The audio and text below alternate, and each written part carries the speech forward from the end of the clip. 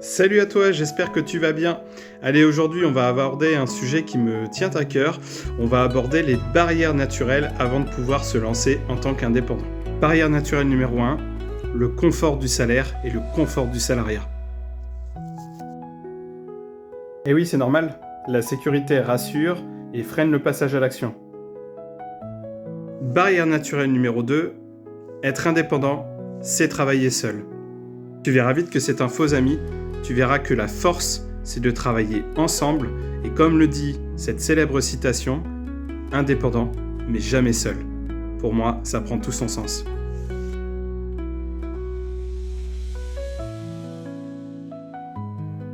Barrière naturelle numéro 3, le manque de confiance en soi.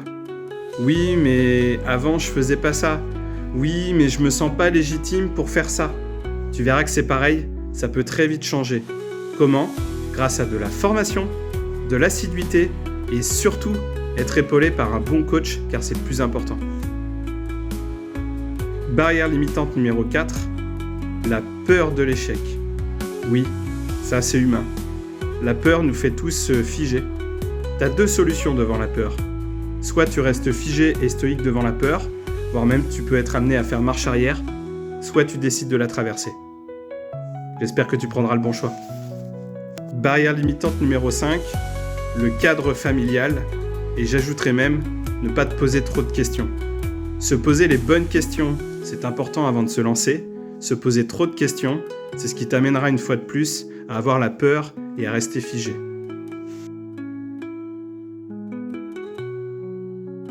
Barrière numéro 6, la gestion du temps. Contrairement à ce qu'on pourrait penser, être indépendant, c'est vrai que ça demande quand même une bonne gestion de son temps personnel entre vie au travail et vie personnelle. On peut avoir parfois quelques préjugés par rapport à cette gestion du temps de travail. La peur numéro 7, c'est la peur de l'administratif. Ça peut arriver à tout le monde. Je suis pas à l'aise avec les mots charge, les mots statut, les mots fiscalité, et j'en passe encore.